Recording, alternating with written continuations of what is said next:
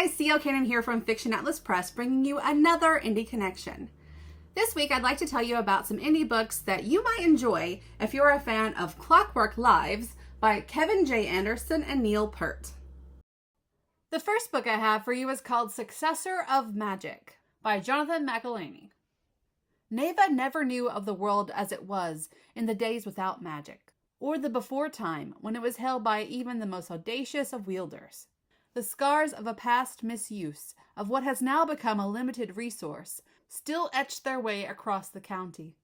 Strongly regulated by the Cerritor Authority, the use of magic has become both a rite of passage as well as a closely guarded privilege.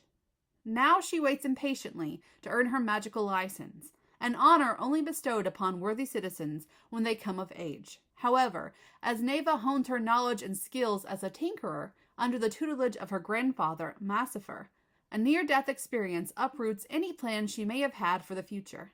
It will now take a quick wit, steady training, and a climb against escalating status in order to not only earn her rights to wield magic, but to stand amongst those who hold authority over it. The second book I have for you is called Clockwork Alchemist by Sarah C. Rothley. The clock ticks for London. Liliana is trapped alone in the dark. Her father is dead, and London is very far away.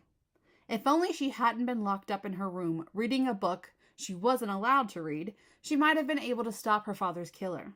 Now he's lying dead in the next room, and there's nothing she can do to bring him back. Arian is the self-declared finest thief in London.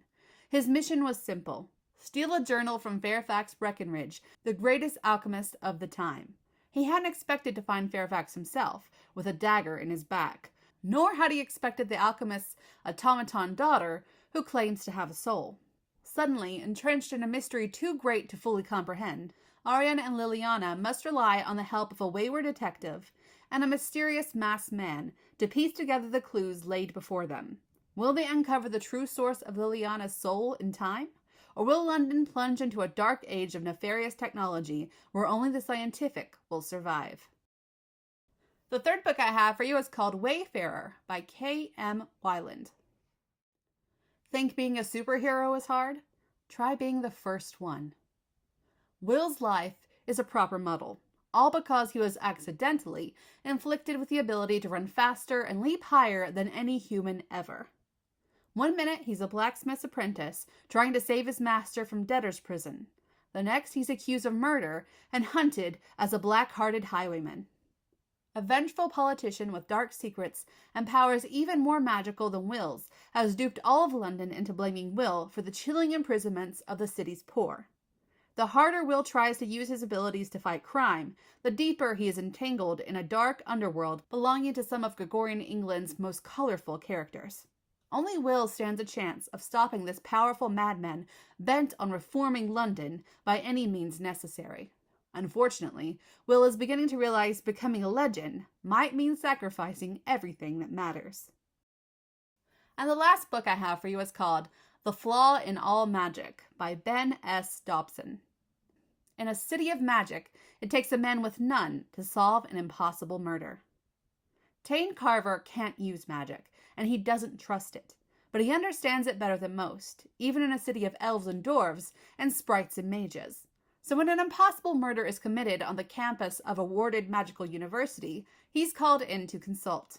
The only problem is the same university he was kicked out of for lying about his ability to use magic, and the lead investigator is an old flame who isn't so fond of him anymore. And then there's the half-crazy half-orc who insists she's his partner, whether he likes it or not. Oh, and the masked mage who keeps trying to kill him. So there are a lot of problems, really. Now Tane's life depends on the one truth that has never failed him. The flaw in all magic that those who have it like to ignore. The mage. Outsmart the mage, and you outsmart the spell. And outsmarting mages is what Tane does best. Okay, that's all for me this week. I'll see you next week on the Indie Connection. Bye!